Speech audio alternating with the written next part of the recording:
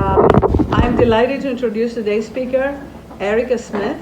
She is Chief of the Law Enforcement Incident-Based Statistics Unit at the Bureau of Justice Statistics in the U.S. Department of Justice. And she has experience for over 20 years. She has experience collecting data there and on criminal justice, obviously, and that's where her talk is. Today she's going to talk about gun violence. And I met Erica last summer in a conference. The whole conference was dedicated on statistical issues on gun violence. So I thought it's fantastic. I should be able to invite her since she is in DC. She works in DC. I should be able to invite her. And now I found out that she got a degree from AU, right? A master's degree from SBA. So we have a lot more connections than I thought. So Erica is currently the director of the National Crime Statistics Exchange, which is a joint effort with the FBI. And she also has the oversight of the Crime Indicators Working Group. She's also one of her research interests is measuring victimization and abuse among older people and persons with disabilities living in nursing homes and other group quarters residential facilities. She is also the BJS, the Bureau of Justice Statistics liaison and former co-chair for the Federal Interagency Elder Justice Working Group. She has worked closely with the Administration on Aging in the U.S. Department of Health and Human Services. So I would like to invite her to speak now. The floor is yours. And thank you very much for coming to give this talk. Thank you for inviting me. I appreciate it. Sure. Well, good afternoon. Thank you all for having me here. I was saying that there's almost nothing here that looks the same from when I was here a long time ago. This was just a big parking lot. So when I got the map, everything looked worse on the map. So I was like, ooh. So anyway, it was a lot easier than I thought it was going to be. But thank you again. Thank you for the introduction, Alec. I appreciate it. So I'm going to present. This is much less math and statistics based than maybe other presentations at the Colloquium that you're used to. But I just want to give an overview of data collections that we have in the Department of Justice that speak to the issue of gun violence. We have a lot of information available to the public.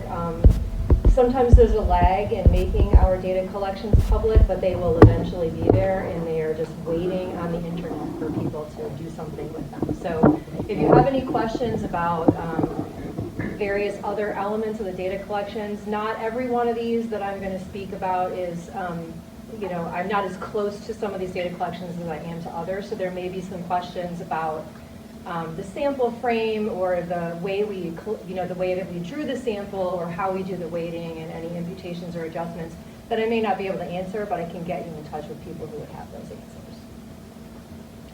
So I'm going to talk this afternoon specifically about 4 primary data collections, 2 of which we manage at the jails and 2 are managed by the FBI, and we work pretty closely with those data. These are the 4, the National Crime Victimization Survey. That's BJS's flagship data collection on both reported and unreported violence. I'll go into a few of the details there, but that's a data collection that's been ongoing since the early 1970s. The FBI's supplementary homicide reports data collection, that's been ongoing also since the late 70s. Data's been pretty stable since about 1980. The survey of prison inmates, which is something that BJS does on a periodic basis, specific person-based interviews with inmates in state and federal prison. And then the National Incident-Based Reporting System, that is an FBI data collection of specific incident-level data on crimes reported by the police. So first let's talk a little bit about the NCVS.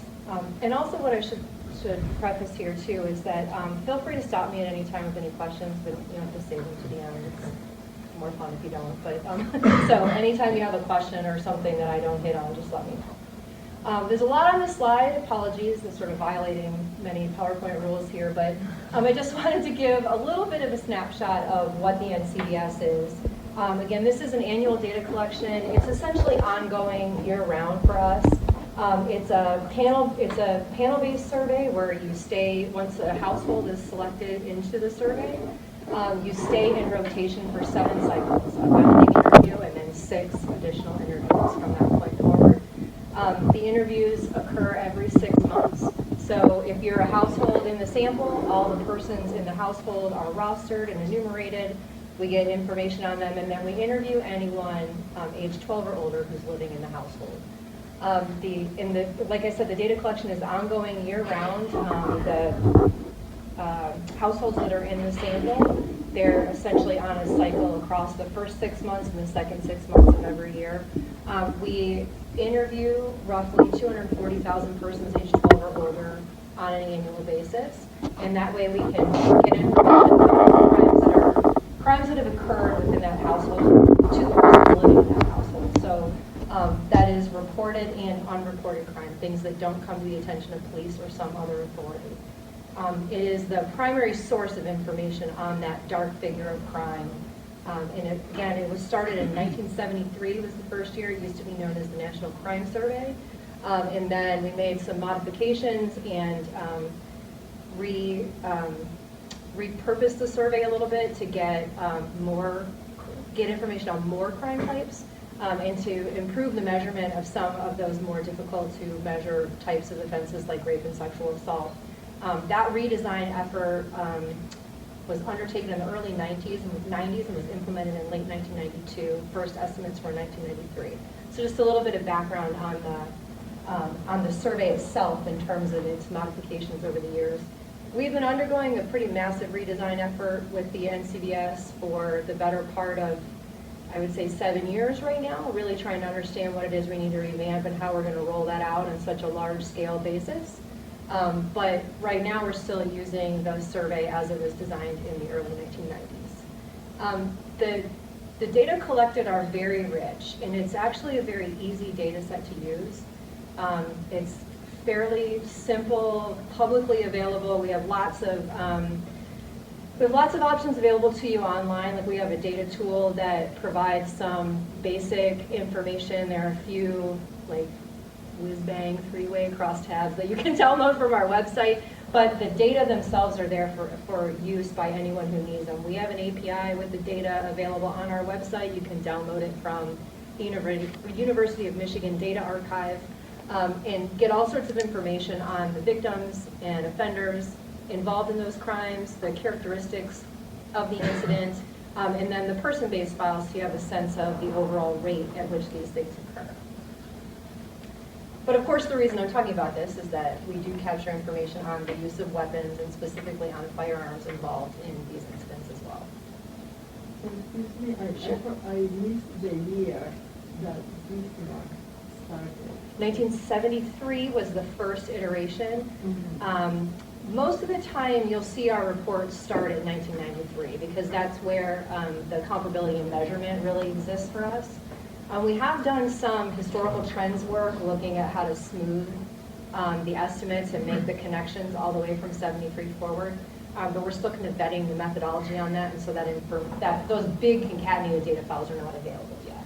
And for that state, you want data from the 50 states? It's a nationally representative household sample. So the one major downside, I would say, to using the NCVS data and trying to draw in information about the place in which these things occurred is you can't get that information on the file. So there are other pieces of information that you can use to try to draw those extrapolations, but anything specific to the location is removed by the Census Bureau when they send the file to us. Yeah. You can become a duly sworn census employee and then you can look at the data, but you have to go there and do all that. And so we do have those options available though. I mean, for folks who really want to dig down into the information, Those, you can get the data through that secure enclave and work with the data that way, but it does require that you go to a specific site to do that. One of them is the Census Bureau site here, but then there are also several others throughout the country where you can access the information. So just to give a little bit of a snapshot, so I'm mostly here presenting information that's either been published or that's been previously approved for presentation, just a rule that we have within the Department of Justice about presentations. So a lot of this is just to illustrate what you can learn from the data collections as opposed to providing necessarily anything completely and totally up to date. So obviously we can do these trends now all the way out through 2018. The 2019 data should be delivered to us by April of this year because the collection ended on December 31st. But what this is attempting to illustrate is essentially that you can look at these trends over time, and that the goal here with the data collection, the redesign efforts that we've been going through is that we're trying to boost the sample so that we can get these measures in a critical number of states, so that we're bringing this down to some level of geography that we can pull in some additional information with. So while you can't know where the household is located, we could at least have some state-based estimates of both reported and unreported crime using the victimization survey.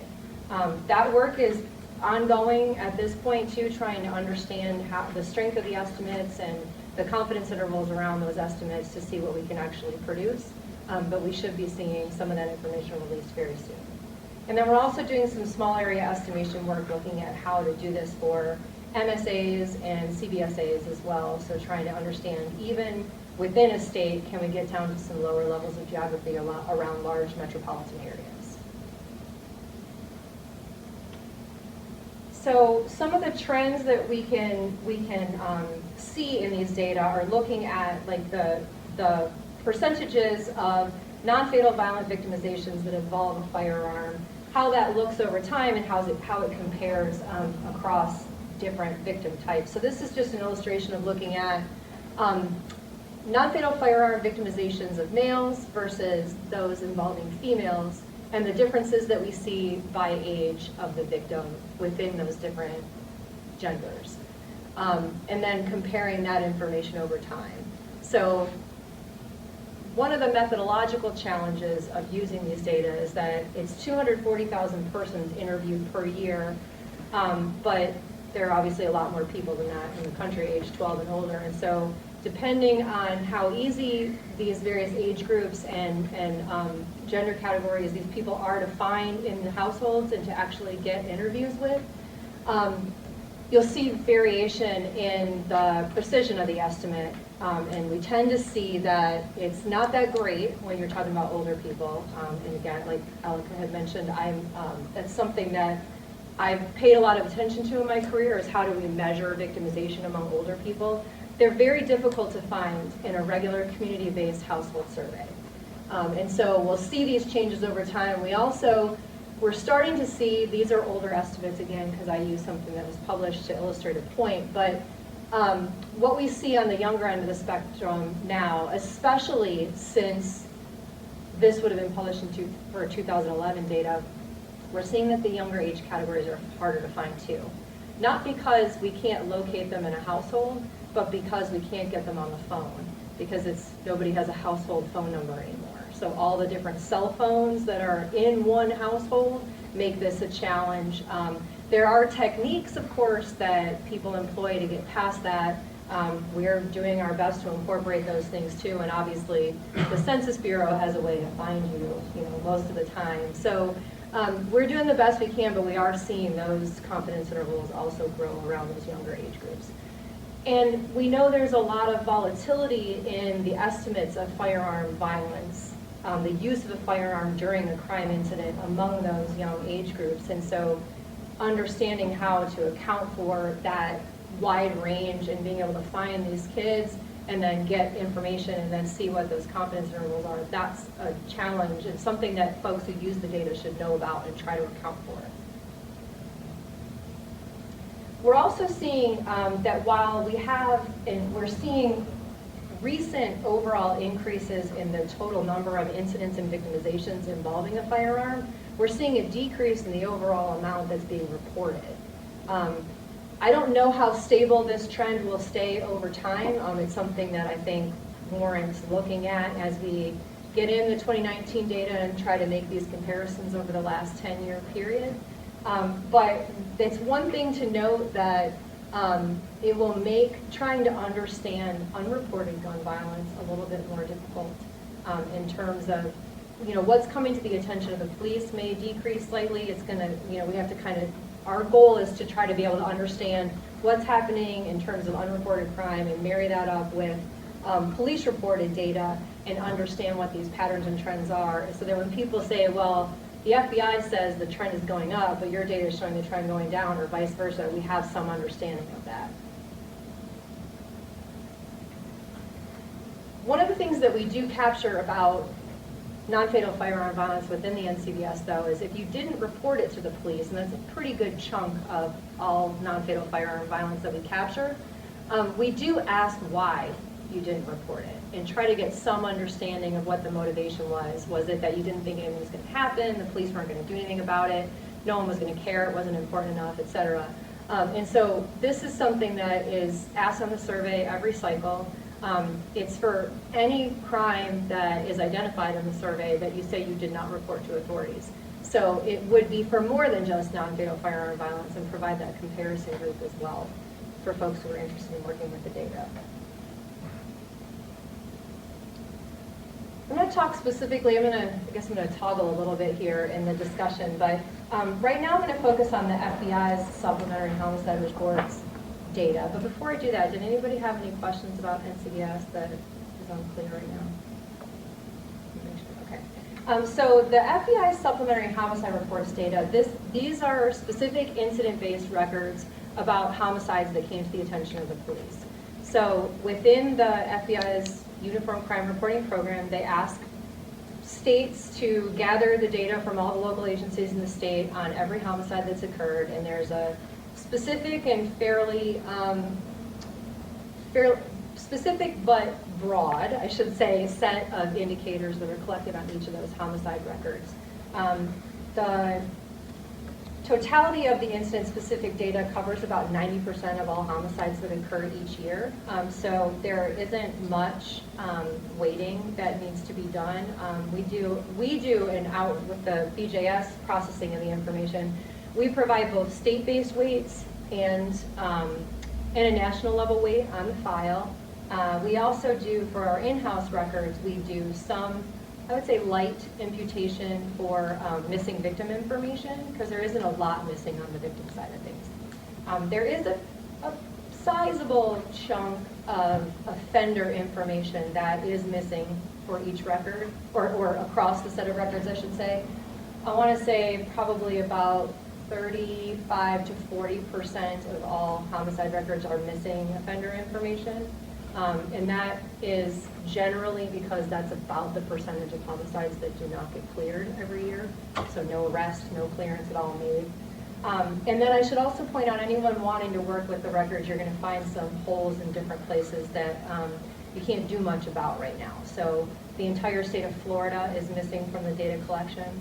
They don't process their data the way the FBI wants them to, and they just do this with each other, and so the data aren't in there. But that should change soon, and we'll talk a little more about that later. So there are some geographic considerations if you want to use the data, but it's a pretty rich source of information on homicides generally, and then given that a pretty large majority of homicides involve a firearm in some way, it's got a lot of information on firearm violence as well.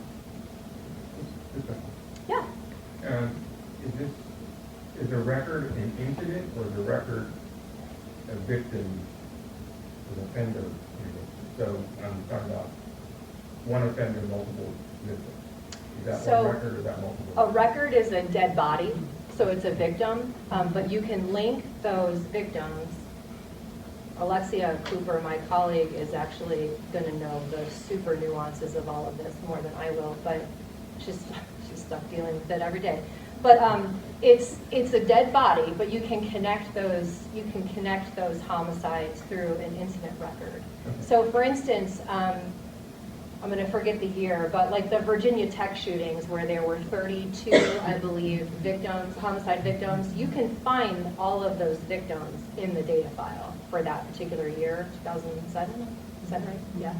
You can find all those victims there because you can connect them, but you'll find them separated by incident number. So there you can only have 10 per number. So there's some weird wonky kind of artifacts of the way that data have traditionally been provided, but you can make those interconnections and figure out which victims belong to one specific incident. And these data are generally used, I think that's accurate to say it, that they're generally used to generate those estimates of mass homicide annually, separate from what some of the large newspaper outlets do with like web scraping and and getting information through articles that way. These data serve as the basis for a lot of those estimates of homicides involving 4 or more persons. So you can look at the data in a number of different ways, which is one of the strengths. For better or for worse, you're going to get anywhere between 14,000 and 15,000 right now anyway, homicides every year. So you're not going to deal with a low number of cases, which brings its own set of challenges on the other side, but you're going to always be able to see patterns and trends over the years. You can take a look at homicides over time and by place, those that involve a firearm or some other type of weapon, and show the distribution of how those things, of how the different types of weapons stack up against one another.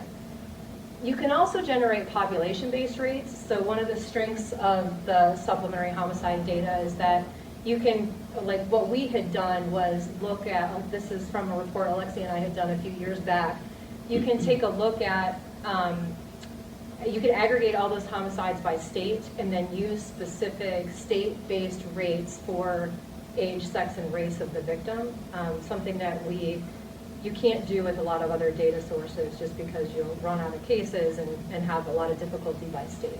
So we're able to do that with the NCVS data too for non-fatal firearm violence, but it is limited in that you can't look at it specifically by state. But here you can do that. So this is just another way of looking at it too, disaggregated for male homicide. Yeah? Oh, I'm sorry. Yes. I'm assuming that the homicide rates don't include folks being killed in conflict with these. Probably not. Yes. Yeah. So these, but that's actually a very good point that you raised. So it's not quite going to get at exactly the universe that you're alluding to. But these data do capture information, incident-based data on justifiable homicides as well. And it will indicate to you if it was a citizen killing another citizen or if it was a law enforcement officer killing a felon, essentially. So it has just those two categories, I believe, are outlined for justifiable homicides. It isn't, I don't think it's known the quality and completeness of those data on justifiable homicides. We know that for certain when you're trying to look at arrest-related deaths, that what you get on, the information you get on justifiable homicides in the SHR data is quite an undercount compared to some other sources of information on arrest-related deaths. But it does provide some information if you're not really trying to understand what the national estimate is, but looking at these patterns within the incidents, it provides some pretty good information. So this just outlines what you can do looking at the differences between male and female victims. Obviously, so note the difference in the scale is pretty substantial. Females obviously much less likely to be victims of homicide, but you can still see overwhelmingly that anyone who's a victim of a homicide, it's generally a gun, and then here it's more often a handgun than some other type of firearm. These sets of graphics were trying to understand what exactly was going on between the earlier time period when we were seeing the peak in the violent crime rate in the early 90s, compared with what we were seeing, which at the time was a more recent time frame, which is a little while ago now, given that it's 2020. But we hope to be able to replicate this in the near future and be able to look at the most recent 3-year time or 4-year time period as well, to understand if we're still seeing these the same trajectory of changes over time. But what this is basically showing us is that white males were the only demographic category to see a decrease in the percentage of firearm-related homicides between these two time periods, and that the percentage was nearly the same for white females, black males, and black females. We have all 4 of those graphics in the report, but just the chance that you may be able to see it up here, I just included too. And then this is a graphic showing how you can use these data to look at place and to have some sort of understanding of what's going on by place. So in the supplementary homicide reports, not only do you have information on the state in which it occurred, you get the ORI, or originating identifier, for the law enforcement agency that submitted the record. So you could pull all the records from just the Chicago Police Department, or just the New York City Police Department, if you were so inclined, and take a look at records that way. What we did was disaggregate this between rural, suburban, and then various categories of city jurisdictions based on the size of the jurisdiction. And you can see pretty dramatic decreases in these largest cities of over 100,000 population or more. This trend, anecdotally, I can tell you we're still seeing this same trend. The thing that we need to find out is, are we still seeing the same, mostly flatter lines for the smaller cities and rural areas and suburban areas? And that even though you see a pretty dramatic decrease in the overall homicide rate in these biggest cities, you're still seeing that the percentage of all of those homicides overall that involve a firearm is essentially static over time.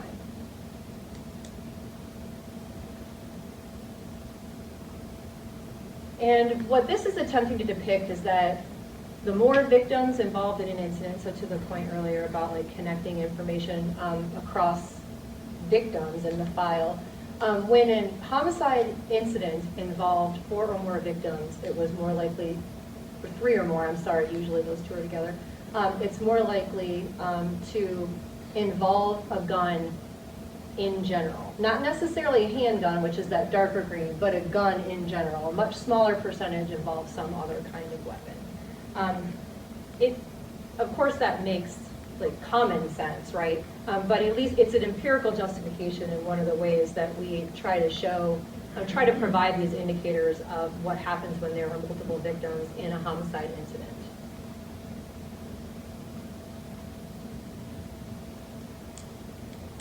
I should point out too, other gun, I don't have it up here on the slide, but other gun includes automatic weapons. I don't think the breakdown of the weapon, the firearm type category goes much further than that though. So that is a slight weakness in the data, in that you can't really ferret out a lot of different gun types from what's available within the data collection. So now I'd like to talk a little bit about the BJS survey of prison inmates. So this is a pretty large-scale data collection that surveys a nationally representative sample of prison inmates who are housed in a state or a federal facility. I'm not sure how familiar you all are with the sort of overall portfolio of work that BJS does, but one of the congressional mandates that we have had to implement since I think 2006, I believe is when it was implemented, or we started data collection effort anyway, is we have to manage the Prison Rape Elimination Act data collections. So that is a really large undertaking of where we have to survey prison inmates for that as well. And so this data collection, as amazing as the information is in it for the survey of prison inmates, we can't do it very often because PREA is congressionally mandated, but this is not. So we kind of do this data collection whenever we can, when we are not overburdening the prisons by trying to get in there all the time. So I believe the one that was implemented prior to this is 2004. So we sort of jokingly use this, we jokingly say it's periodic. It's whenever we can get in the facilities. So this has a ton of really rich information on, we go and we use ACASI technology to interview prison inmates. We ask them to tell us lots of things about themselves, about their family backgrounds, about their criminal history, self-reported criminal history, what was their use of drug and alcohol both prior to the control offense that got them into prison, as well as what they were using at the time of the incident, if anything. We get information on their mental and physical health, what's going on within the facility. It's really, really broad and comprehensive. The survey elements that we ask specific to firearms is about possession at the time of the incident that got them into prison, how they used that firearm, the type of firearm, and then how they got it. So this is one of the only sources of national level data that I know of anyway that collects that kind of information. Specifically, how did you use the firearm? Was it just present, or did you show it? Did you fire it? Did you, and did it hit anybody? Those kinds of things. And then again, we do ask them to self-report criminal history, and then we also ask for permission to get their electronic criminal history data through the FBI's III system. So a little bit about what we know we can learn, and we did learn this last go-around with the 2016 survey of prison inmates. We found that about 21% of prisoners said that they possessed a gun at the time of the offense, of the patrolling offense that got them into the facility. That differed a little bit by state versus federal prisoner, but not substantially. I actually don't know if that difference is statistically significant or not. I apologize for that. And that about 13% of prisoners said they actually used the gun during the offense. We also get information about how they obtained the gun, and we found that based on survey responses, about 90% did not get it from a retail source, and about half got their gun illegally, either through theft or some sort of street sale or the black market. And then we took a look at one of the most recent reports, we took a look at firearm use by the type of offense that got the inmate into prison in the first place for that particular offense. And it's no surprise, obviously, that firearms were more prevalent in violent crimes than they are in other types of crimes. But you also see that the percentage of inmates who reported that they used the firearm at the time of the incident is also much higher for violent crimes than for property, public order, drug crimes. And I think one of the main reasons why that's important is that we we know this from a common sense perspective, but often we don't have a good amount of empirical data to justify or to underpin that assumption. And so this information within SPI can actually be connected to a lot of other data about prisoner background, information about their time in the facility, access to programs to the extent that we are able to get that information from during the interviews, and make these connections and hopefully follow them forward with electronic criminal history data that we're able to obtain through the FBI. And other people can do that too, not just us.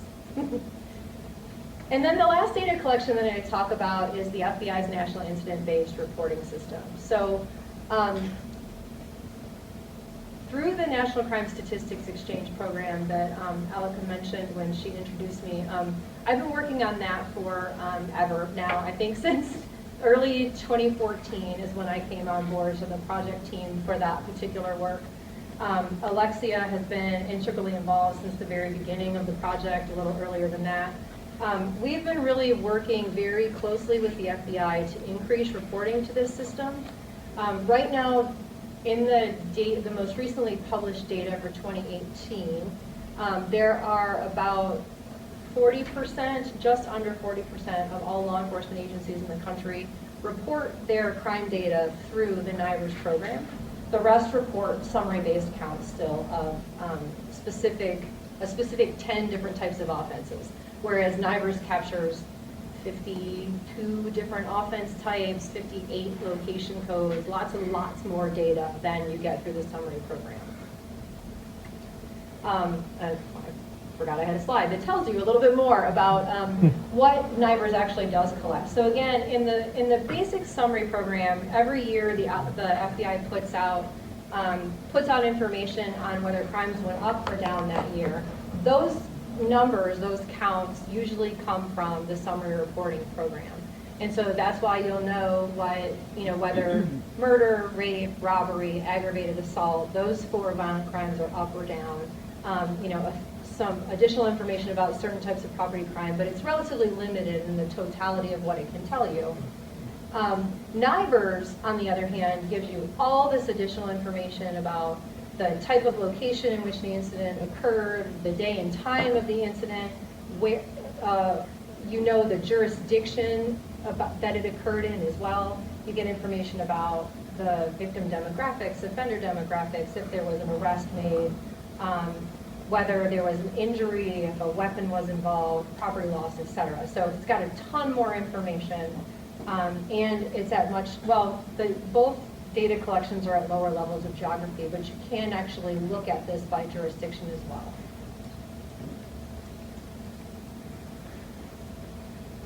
Oh, I don't know how much to say about this here. So a little bit about NCSX, just so you're aware, and why we're so close to this right now. So the goal for us is to take that about 40% of reporting and work with the FBI to increase that number to a point where we can actually use the data to generate national estimates of crime using all this additional detailed information.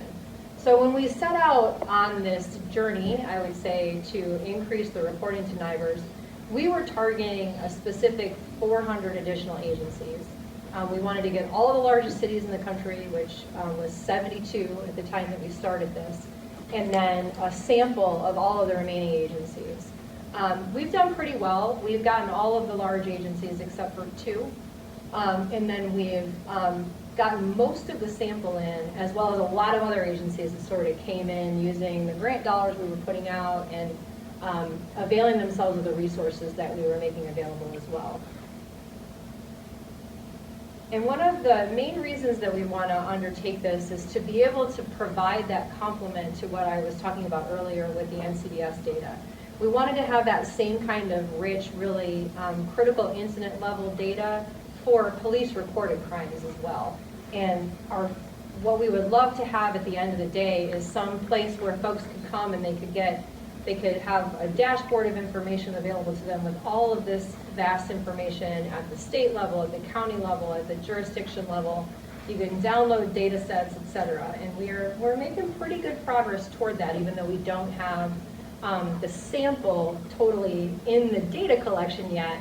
It's all in process, and so the dashboard's being built, the place where you can go to say, I want this specific information about this specific place.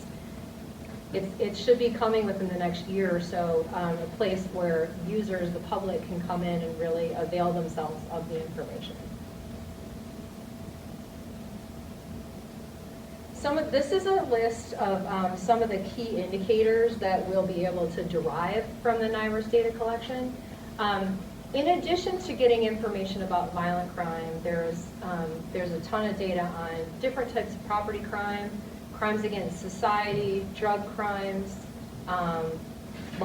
crimes, I would say murders and aggravated assaults of law enforcement officers will be collected through this data collection.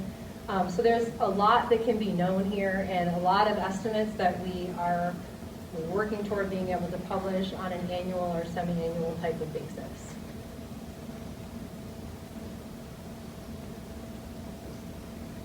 So I have a couple slides to show you. They're kind of illustrations of the way the data can be used. So you can swap in just about any different indicator here for either the residence, non-residence, or the age of the offender, or the relationship between the victim and the offender. But what this is meant to illustrate is not really the numbers to focus on so much as it is the patterns of the shaded boxes. So what you see on the left side of the screen is violent sexual assault of kids aged 11 or younger. So if you were to swap in like firearm violence of young kids, you're going to see a different pattern, is my guess, but you could do the same thing looking at firearm violence generally. But what you'll see is that the relationship between the victim and the offender and the age of the offender, it all tends to cluster in one space for younger victims of violent sexual assault. But then when you move to the right side of the screen and you're looking at victims who are slightly older, you see that that pattern starts to shift, where there's still a good amount going on among other family and friends and acquaintances on the offender side, but then you're moving out of the residence where some of these incidents are beginning to take, more of these incidents are beginning to take place outside of the home. So young kids are being victimized in their home by family and a little bit by friends and acquaintances. And then as you get older, you see that pattern start to shift. We've done these for all different age categories, different crime types. I looked at it specifically for older victims of violence, and you'll see these patterns shift depending on the indicator that you're looking at. But it is one of the strengths of the data. For better or for worse, even with just under 40% of all agencies reporting, you get about 6 million records a year in the data collection. So there's a lot that can be done with it. It's almost, from a statistical perspective, when you're trying to look at significant differences, it's almost impossible to not find significance, right? Because you've got such a large number of cases. So really taking a look at these patterns and what's real, understanding the quality of the underlying data, that's one of the things that you have to be careful of when using the data, but it's an extremely powerful way of illustrating. We were talking about people coming in, doing having like a data science major, taking classes in data science. These data really need someone with a data science background, which we don't have, to come in and really start to do some fun stuff with the information, because there's a ton there. So, see, not data science, not data visualization, but the point is to say you can look here at the relationship of the victim to the offender. You can look at it by interval level ages, which is something that you don't get in a lot of other large-scale data collections like this either. And this is to say, let's focus on that set of stranger crimes, because everybody wants to know what's going on when the relationship between the victim and the offender is a stranger, right? So I focused specifically on one city to illustrate that you can do this at this jurisdiction level too. And even some of these really rudimentary bits of analysis can shed some light on what's going on, right? So I just looked at the distribution of violent crimes in Seattle in this 1 year. It was the first year they were reporting to the data collection, and then focused just on robbery. And then took a look at when robbery that involved a stranger was likely to occur. You see, it's kind of all over the place, right? There are like some tiny little peaks here and there. There's more going on at night than there is during the day, during the daytime hours. But then if you overlay whether the robbery involved a gun or not, you do start to see different patterns. So the black lines are those gun robberies, and the gray lines are the non-gun robberies, strong arm robberies. So you'll see that the spikes are different in terms of time of day. One of our old supervisors, he was former deputy director at BJS, he had first done this analysis looking at when kids were likely to commit crimes, and saw these peaks. Not surprisingly, one was right after school, and then one was during the 6 p.m. hour, if I recall correctly. And so that was the impetus for the after-school basketball programs that came into play in like the early 90s, I think it was. So it was that kind of analysis. You can do lots of powerful things with these data. And that was back when there wasn't much NIBRS data to begin with. So it was really in its infancy in terms of the kinds of patterns you could see in the information. I also looked at robbery a slightly different way too, trying to unpack what you could know by place and across place and time. So I just took 3 years of data for Michigan and looked at the overall rate of robbery per 100,000 persons. That's not real exciting, few numbers. Nothing shocking, I think, in the overall rate. Then I broke it up by armed robbery versus armed robbery across those 3 years at the state level. Still not a whole lot jazzy going on in terms of the differences there. Nothing unexpected, I think. And then I broke it apart by county. So I grew up in Michigan, so I knew the counties. Wayne County, the county seat is Detroit. Genesee County, the county seat is Flint. And then Washtenaw County, the county seat is Ann Arbor. So pretty easy to understand places. Most people know those cities when you say them, and get a picture in their mind of the differences across these 3 counties based on those places, right? And you do see extremely wide variation once you start breaking things apart by county. I could have shown what it looked like in those individual cities too, and that's the strength of these data overall, is that you can start to dive in. You could see what the variation looks like within that county. What all is going on in Detroit versus all of the suburban areas around it, because you have all the information. I know that in Wayne County, you're going to see massive variation depending on where you are within the county boundary. It's likely the case in Genesee and Washtenaw County too. And you do start to see these things break out. Washtenaw County with Ann Arbor, even with Ypsilanti, where I went to undergrad, even there you see these lower rates just because there's not as much violence going on overall in that county as there is in Genesee and Wayne County. And then you can start to look at these things a little bit differently as well. Just graphing them next to one another to try to show the magnitude of that difference. And then comparing it to the overall state rate as well. So again, this is just like simple crosstabs, right? There's nothing amazing about this. But there is a lot of other data that can be connected to the NIVERS data because you have the place information. Someday we're going to have geocoded data for all of these incidents, and then I don't know what we're going to do because we won't be able to do anything with it. But we'll hopefully hire people who can do that because it's just going to be the way that we have to go.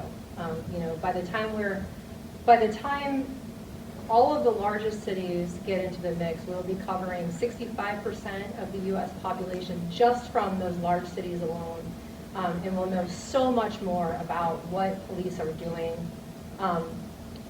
with incidents that are recorded within their systems. I didn't even show you what happens on the clearance side, so that's other information that's available here. Was it cleared by arrest? Was it cleared by, through some other exceptional means? Exceptional means are, did the prosecutor decline to prosecute? Did the victim refuse to cooperate? Did the offender die in the prior to an arrest being effected? Was the offender a juvenile and had to be processed a different way? So there are these various things that you can know about an incident that we haven't even touched on yet that you can connect to gun violence and all the characteristics of the incident.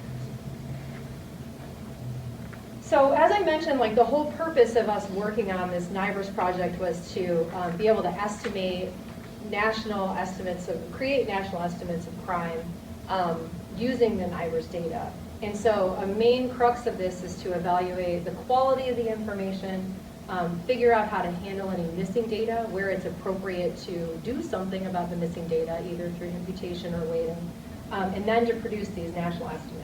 And then to do a lot of analytic work and to hopefully produce a good amount of information for the public to consume, to comment on. This dashboard will have a place where every recode that we do on the data will live. And you can go in and pick it apart, tell us you disagree with it, do it differently if you have some other purpose.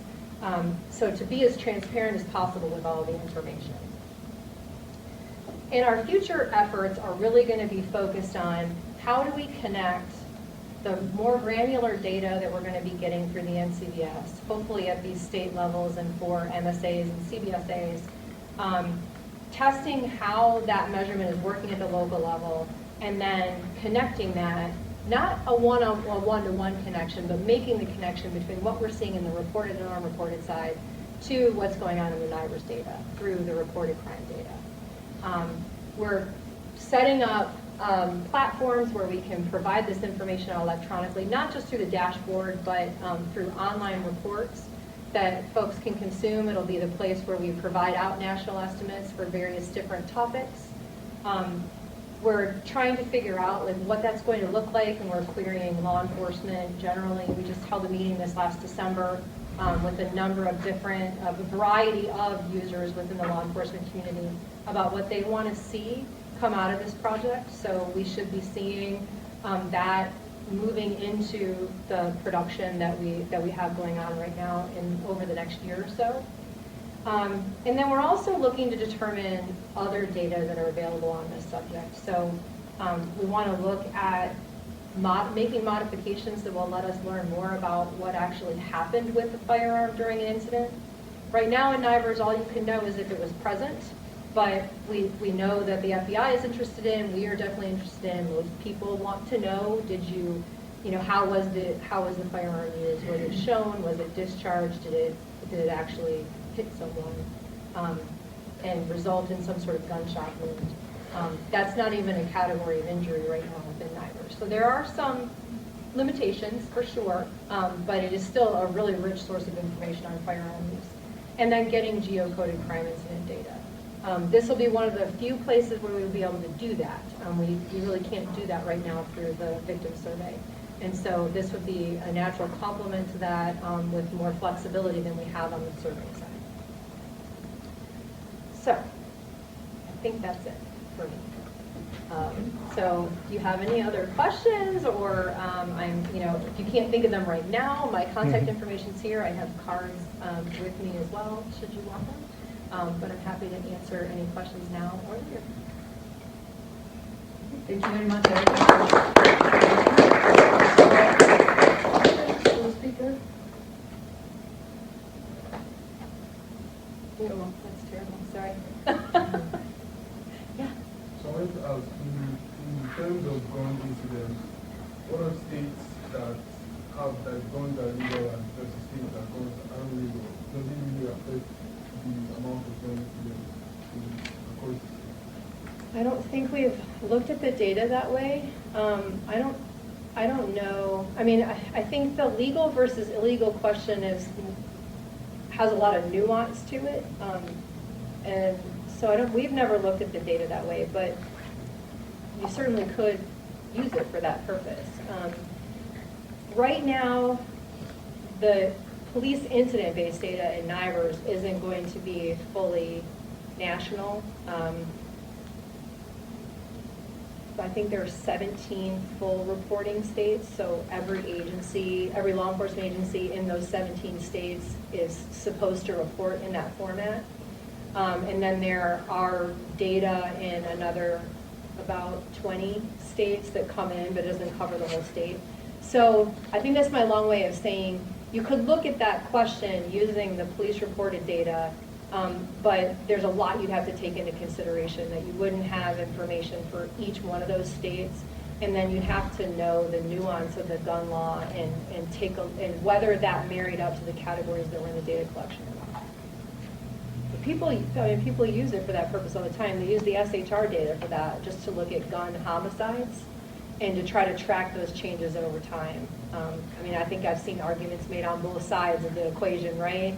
Yes, it means that the gun laws work. No, it means they don't. So the quality of those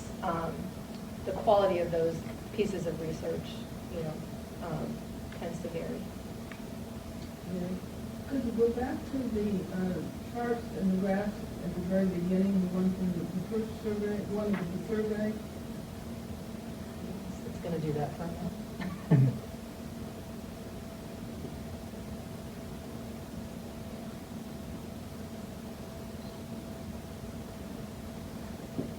Okay.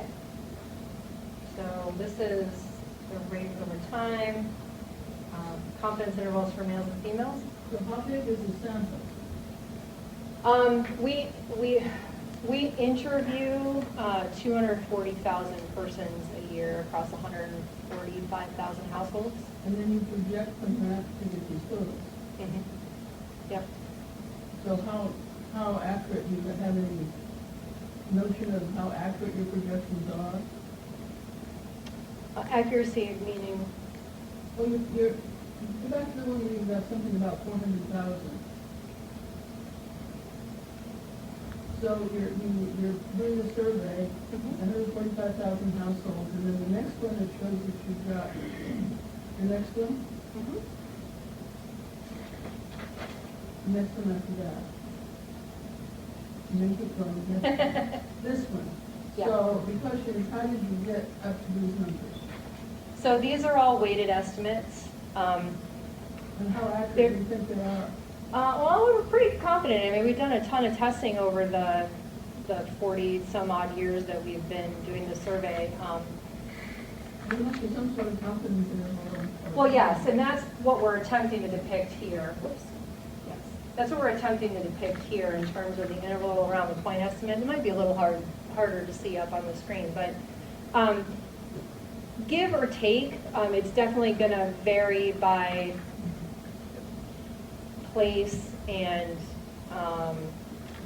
demographic category of the respondent, but generally the weight is about 3,400. So each one respondent weights up by about 3,400. So that's, like I said, give or take. We could get more specific estimates for you. Yeah. Also, and she's actually here with all of our published papers and our website where the data are shown. We have the standard errors published in the piece. Yeah. We don't have them here, but so we do calculate standard errors for all of the estimates that we provide. I don't know them. No, I don't know them either. Yeah, where are the errors? Yeah, the standard errors are available on all of the estimates we publish from this survey. In any of the For most. published papers, any table, the back appendix will include a corresponding standard error table that goes with that table. On the website, I believe when you pop up a figure or a table, you have options seeing it, or you can see the standard errors and just click between them. Yeah. So all that information is definitely available online. I have a question about the SHR data. I think in terms of classifying the offender-victim relationship, I'm interested in cases of domestic violence, and I think that it only classifies it by the offender first victim. Is that right? So in some cases, the intimate partner might not be the first victim of a crime, and therefore it wouldn't be counted as a domestic. So in the SHR, every record is a murdered person. Yeah. So in that instance, you would be able to connect the offender that way.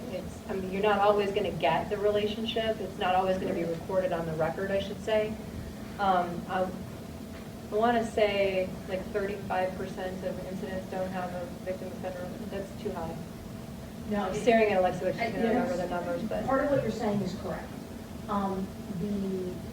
They only record the relationship between the first offender and first victim. Mm-hmm. Now that covers about 90% of all homicides. Yeah. Almost all homicides are one victim, one offender. So you are rarely losing information, but you are 100% correct that if you use the SHR, you really have to cut it down to just one offender, one victim if you're going to look at the relationship, because the rest will all be inherently blank. Now, that doesn't apply to the NIBRS data that was described. The NIBRS data does not have that limitation. And this is a little bit awkward to explain because the FBI's systems are weird, but in states that report NIBRS data, the SHR data comes from the NIBRS data. They don't have a separate data source. So if you were interested in looking at that, any of the states that also have a NIBRS data, you can go to that data instead of the homicide supplementary data to get all of the victims and offender relationships and how they're interrelated. But if you use the SHR and you look at any of the multi-victim, multi-offender events, and you use the relationship, you're going to have some that are missing, not because they're missing, but because the system inherently does not record them. And I know that's a fine line to walk, right? It's still missing, but it's definitionally system missing, not, failure to report, because you cannot report it in that circumstance. The one exception might be Florida, because I don't know. Florida doesn't report to the FBI's, but you can download it straight from their website because they do make it available. They might have more options because they don't stick as tightly to the original format of the homicide reports. But I don't know that one. But then there's still about a third missing from SHR offender information. Yeah. Yeah. generally overall. Yeah, one of the things about the data is you have to kind of either make an assumption or just acknowledge it, and Erica mentioned this, is that in the SHR, about 40% of the offender information is listed as system missing.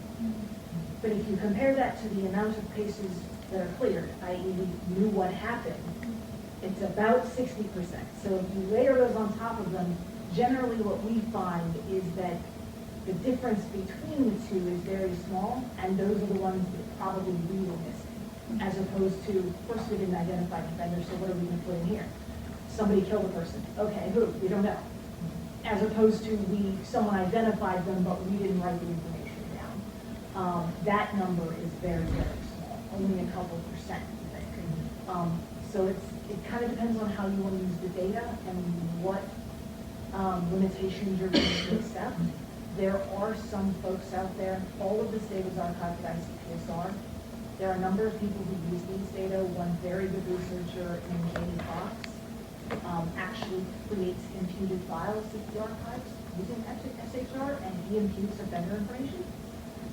So he will take offender information, makes an offender file where he assumes each homicide has one offender, and imputes the information so that you can do an offender level analysis with a complete offender file.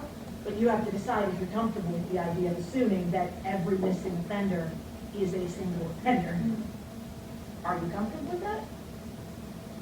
Kind of depends on what you're doing with the data. As making national estimates, we're not comfortable with that. We don't do that. But if you were doing a statistical assessment, it might not be a kind of issue. So there's a lot of ways to think about kind of the data and what missing really means when you're talking about an administrative data collection like this one, where there's some limitations inherent to the nature of the collection, not necessarily how they were, who was collecting it.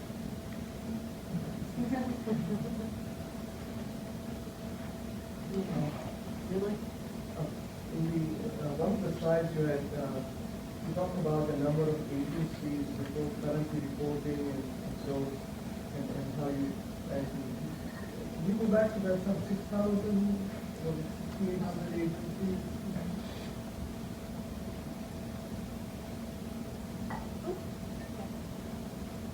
Yes. Yeah, so I just want to get a sense of what its number is in terms of the type of agencies here. Are we talking about just agencies that include specific geographic units, or are there a large variety of agencies reporting on? So there's a good amount of variety within the 6,800, but they skew toward smaller and less urban agencies right now. So the main reason why, so there are every year about just over like 16,000, around 16,500 law enforcement agencies report their crime data to the FBI every year. About 6,800 of that, 16.5, are these NIBRS agencies. You can't use the 6,800 to generate nationally representative estimates for the whole 16,500 because these guys are not yet representative of that whole. So that's why we undertook that effort to add the 400 and focused on getting those largest agencies. So it really varies, I guess. It's sort of hard to, I'm hard pressed to come up with a few sentences to explain it, but right now we've got 37 or 38 states, might be a little higher than that now, that can actually report data to NIBRS, but a varying amount of all the agencies in the state do report those data. So for instance, we've got some states, like I mentioned, where every agency in the state reports.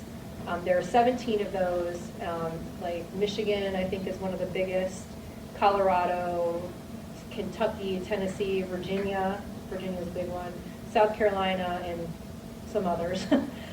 All of the agencies in the state report through NIBRS, or they report to NIBRS.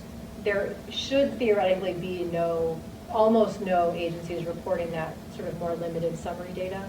But then there are other states like Missouri where you're going to have, I think, around 15 or 20% of the agencies reporting, and they tend to be really small places, and everyone else reports just those summary counts. So by agency, those would include the local police station, your courts.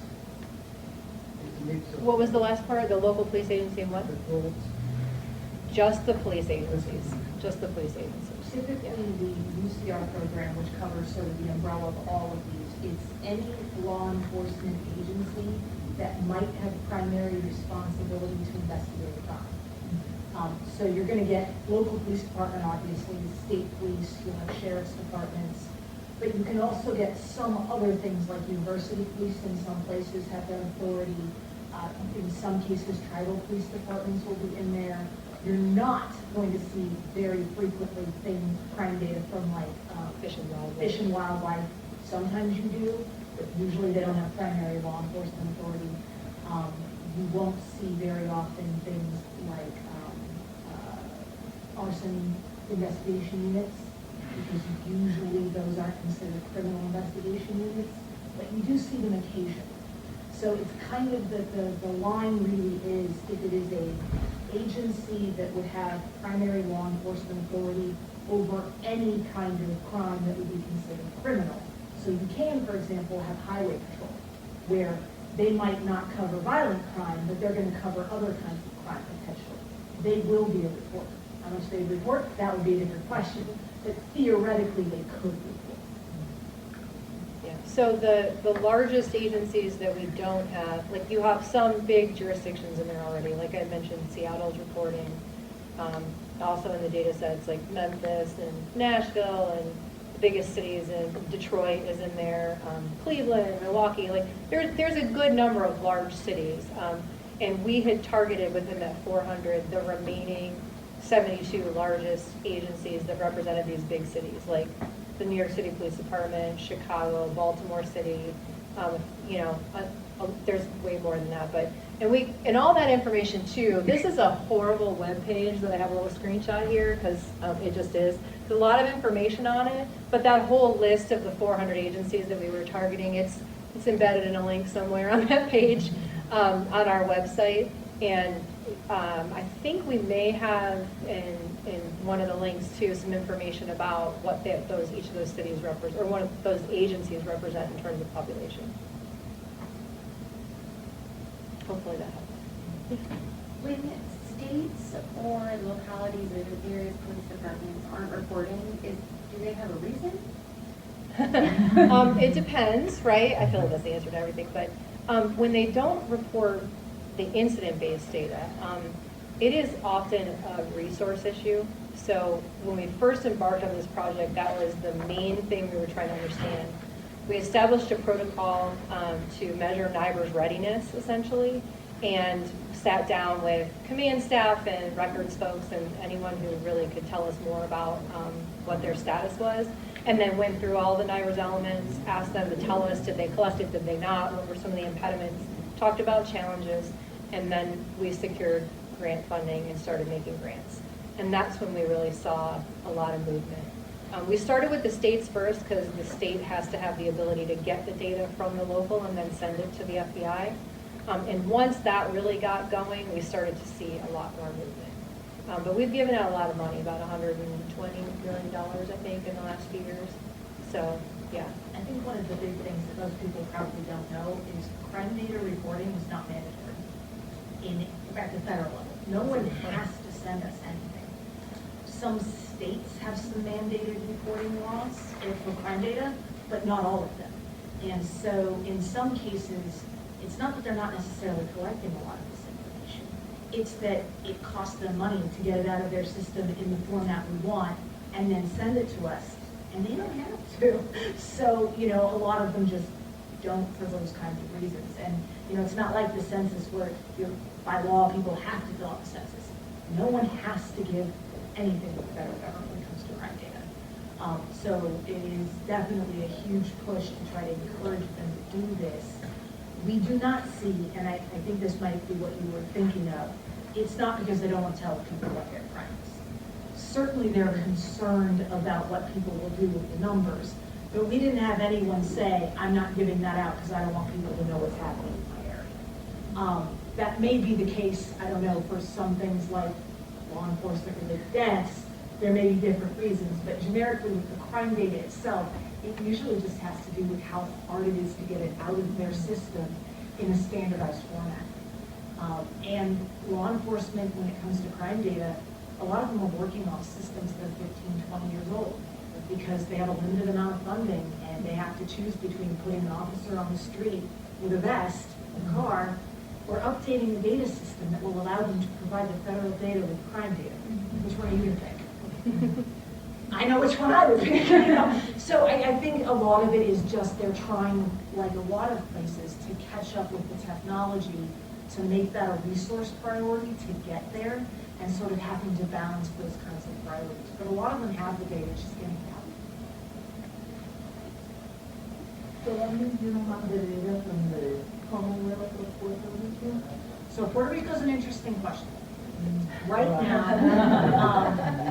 now, we do receive summary data from Puerto Rico. We do not receive it from any of the other territories. But we do receive it from Puerto Rico. However, what we don't get is we don't get the jurisdictional level data. So everywhere else we get state level data, and then we know which agencies submitted all the way down to the city. We don't get that from Puerto Rico right now. We only get one top line number. The FBI is pushing to try to get all the territories over to some of these more incident-based stuff and to try to get that more detailed data. I do not think right now Puerto Rico provides any incident-based data, including the homicide data. But I think they're kind of going there. Everyone's trying to go there. It's just, I don't know where they sit right now. But we do have, if you go online or contact us, we can show you where to find it.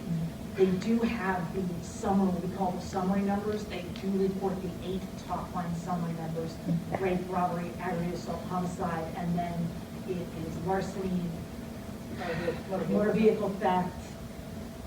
There's one more I can never remember, no more property crime I can never remember, and arson. They do report those 8, and they have for a number, I know it goes back at least 10 years for those 8 at least. It's probably more, but I know of at least the last 10 years.